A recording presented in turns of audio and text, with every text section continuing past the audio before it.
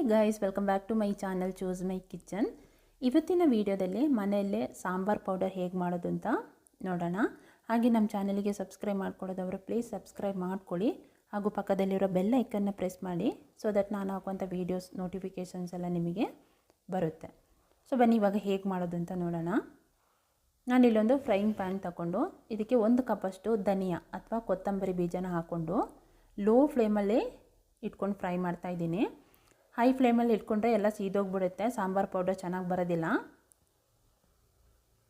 Low ಫ್ಲೇಮಲ್ಲಿ ಇಟ್ಕೊಂಡು ಈ ರೀತಿ ಫ್ರೈ ಮಾಡ್ಕೊಳ್ಳೋದ್ರಿಂದ ಚೆನ್ನಾಗಿ ಫ್ರೈ ಆಗುತ್ತೆ. ಆಗಿದೆ, ಇದನ್ನೊಂದು ಸಪ್ರೇಟ್ ಪ್ಲೇಟಿಗೆ ಟ್ರಾನ್ಸ್ಫರ್ ಮಾಡಿ ಇಟ್ಕೊಳ್ಳೋಣ. ಸೇಮ್ ಅದೇ ಪ್ಯಾನಿಗೆ ನಾನು 3 ಟೇಬಲ್ ಸ್ಪೂನಷ್ಟು ಕಡಲೆಬೇಳೆ, 2 ಟೇಬಲ್ ಸ್ಪೂನಷ್ಟು ಉದ್ದಿನಬೇಳೆ ಹಾಕ್ಕೊಂಡು ಇದನ್ನು ಲೋ ಫ್ಲೇಮಲ್ಲಿ ನಾವು ಫ್ರೈ ಮಾಡ್ಕೊಳ್ಬೇಕು. ನೋಡಿ, ಫ್ರೈ ಆಗ್ತಾ ಬರ್ತಾ ಇದೆ.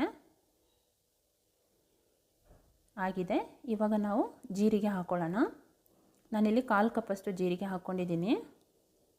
ನೀವು ಫ್ರೈ ಮಾಡ್ತಿದ್ದಂಗೆ ಅದೊಂದು ಅರೋಮಾ ಬರುತ್ತೆ ಅಲ್ವಾ, ಅಲ್ಲಿವರೆಗೆ ನಾವು ಫ್ರೈ ಮಾಡ್ಕೊಳ್ಬೇಕು.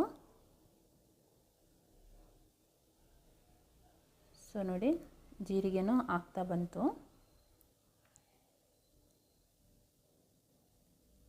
ಸ್ವಲ್ಪ ಚಟ್ಪಟ ಅಂತ ಸಿಡಿಯುತ್ತೆ ಅಲ್ವಾ, ಅಲ್ಲಿವರೆಗೆ ನಾವು ಫ್ರೈ ಮಾಡ್ಕೊಳ್ಬೇಕು. ಆಗಿದೆ, ಇವಾಗ ನಾವು ಮೆಂತ್ಯ ಹಾಕ್ಕೊಳ್ಳೋಣ.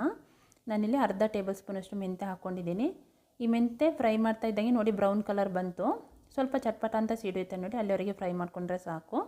ಇವಾಗ ಕಾಳು ಮೆಣಸು ಹಾಕ್ಕೊಳ್ಳೋಣ. 1 ಟೇಬಲ್ ಸ್ಪೂನಷ್ಟು ಕಾಳು ಮೆಣಸು ಹಾಕ್ಕೊಂಡಿದ್ದೀನಿ. ಸೊ ನಾವೆಲ್ಲ ಇಂಗ್ರೀಡಿಯೆಂಟನ್ನು ಲೋ ಫ್ಲೇಮಲ್ಲಿ ಇಟ್ಕೊಂಡೇ ಫ್ರೈ ಮಾಡ್ಕೊಳ್ಬೇಕು. ಆಗಿದೆ, ಇವಾಗ ನಾವು ಒಣಮೆಣಸಿನ್ಕಾಯಿ ಹಾಕ್ಕೊಳ್ಳೋಣ. ನಾನಿಲ್ಲಿ ಬ್ಯಾಡಿಗೆ ಮೆಣಸಿನ್ಕಾಯಿ ಒಂದು 10 ರಿಂದ 15 ಹಾಕ್ಕೊಂಡಿದ್ದೀನಿ. 1/2 ಕಪ್ಪಷ್ಟು ಕರಿಬೇವಿನ ಸೊಪ್ಪು. ನೀವು ಹೆಚ್ಚು ಖಾರ ಬೇಕಂದರೆ ಗುಂಟೂರು ಮೆಣಸಿನ್ಕಾಯಿ ಎಲ್ಲ ಆ್ಯಡ್ ಮಾಡ್ಕೋಬೋದು.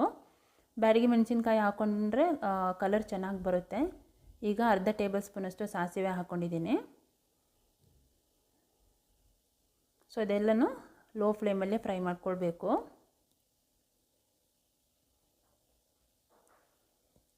ನೋಡಿ, ಕರಿಬೇವಿನ ಸೊಪ್ಪು ಎಲ್ಲ ಫ್ರೈ ಮಾಡ್ತಿದ್ದಂಗೆ ಅದೊಂದು ಅರೋಮ ಬರ್ತಾಯಿದೆ, ತುಂಬಾ ಚೆನ್ನಾಗಿದೆ.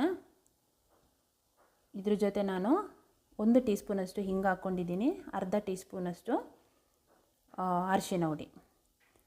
ಇದು ಹಾಕ್ಕೊಂಡ್ಮೇಲೆ ನಾವು ಸ್ಟವ್ ಆಫ್ ಮಾಡ್ಕೊಳ್ಬೇಕು, ಇಲ್ಲಾಂದರೆ ಎಲ್ಲ ಸೀದೋಗ್ಬಿಡುತ್ತೆ. ಒಂದು ಸಲ ಚೆನ್ನಾಗಿ ಮಿಕ್ಸ್ ಮಾಡಿಕೊಂಡ್ರೆ ಸಾಕು ಅದೇ ಬಿಸಿಯಲ್ಲಿ.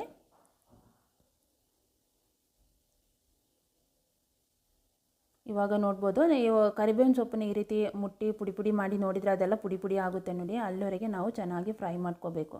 ನೋಡಿ, ಈ ರೀತಿ ಚೆಕ್ ಮಾಡ್ಕೊಂಡು ನೋಡಿ ಎಷ್ಟು ಪುಡಿ ಪುಡಿಯಾಗಿ ಬರ್ತಾ ಇದೆ ಅಂತ. ಸೊ ಎಲ್ಲ ಆಲ್ಮೋಸ್ಟ್ ರೆಡಿಯಾಗಿದೆ. ಒಂದು ಪ್ಲೇಟಿಗೆ ಟ್ರಾನ್ಸ್ಫರ್ ಮಾಡಿ ಇಟ್ಕೊಂಡಿದ್ದೀನಿ. ಇನ್ನೊಂದು 1/4 ರಿಂದ ಅರ್ಧ ಗಂಟೆ ಹಾಗೆಯೇ ತಣ್ಣಗಾಗಲಿಕ್ಕೆ ಬಿಡೋಣ. ಸೊ ಅರ್ಧ ಗಂಟೆ ಆಗಿದೆ, ಎಲ್ಲ ಚೆನ್ನಾಗಿ ತಣ್ಣಗಾಗಿದೆ. ಈಗ ಮಿಕ್ಸಿ ಜಾರಿಗೆ ಹಾಕ್ಕೊಂಡು ನಾವು ಫೈನ್ ಪೌಡರ್ ಮಾಡ್ಕೊಳ್ಬೇಕು. ಬಿಸಿ ಇರೋತ್ತಿಗೆ ಹಾಕ್ಕೊಂಡ್ರೆ ಎಲ್ಲ ಒಂಥರ ಅಂಟಂಟಾಗಿ ಇರುತ್ತೆ, ಪೌಡರ್ ಚೆನ್ನಾಗಿ ಬರೋದಿಲ್ಲ. ಸೊ ನಾವು ಸ್ವಲ್ಪ ಕ್ವಾಂಟಿಟಿಯಲ್ಲಿ ಮಾಡೋ ಹೊತ್ತಿಗೆ ಈ ರೀತಿ ಫ್ರೈ ಮಾಡಿಕೊಂಡು ನಾವು ಮಿಕ್ಸಿ ಜಾರಲ್ಲಿ ಹಾಕ್ಕೊಂಡು ಪೌಡರ್ ಮಾಡ್ಕೋಬೋದು. ಬಟ್ 6 ತಿಂಗಳು 1 ವರ್ಷಕ್ಕೆ ಬೇಕಂದರೆ ಚೆನ್ನಾಗಿ ಬಿಸಿಲಲ್ಲಿ ಒಣಗಿಸಿ ಈ ರೀತಿ ಲೋ ಫ್ಲೇಮಲ್ಲಿ ಇಟ್ಕೊಂಡು ಫ್ರೈ ಮಾಡಿ ಮಿಷಿನಿಗೆ ಕೊಟ್ಟರೆ 1 ವರ್ಷ ಎಲ್ಲ ಇಟ್ಕೊಳ್ಬೋದು.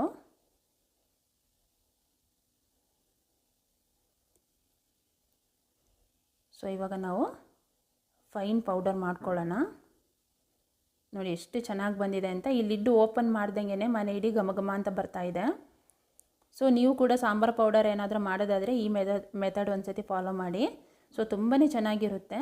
ಹಾಗೆ ಈ ವಿಡಿಯೋ ನಿಮಗೆ ಇಷ್ಟ ಆಗಿದೆ ಅಂತ ತಿಳ್ಕೊಂಡಿದ್ದೀನಿ. ಇಷ್ಟ ಆದರೆ ಪ್ಲೀಸ್ ಲೈಕ್ ಮಾಡಿ ಹಾಗೂ ನಿಮ್ಮ ಫ್ರೆಂಡ್ಸ್ ಫ್ಯಾಮಿಲಿ ಜೊತೆನೂ ಶೇರ್ ಮಾಡ್ಕೊಳ್ಳಿ. ನೆಕ್ಸ್ಟ್ ಇನ್ನೊಂದು ಡಿಫ್ರೆಂಟ್ ಆದ ರೆಸಿಪಿಯೊಂದಿಗೆ ನಿಮ್ಮನ್ನ ಮೀಟ್ ಮಾಡ್ತೀನಿ. ಟಿಲ್ ದೆನ್ ಟೇಕ್ ಕೇರ್, ಬಾಯ್ ಬಾಯ್.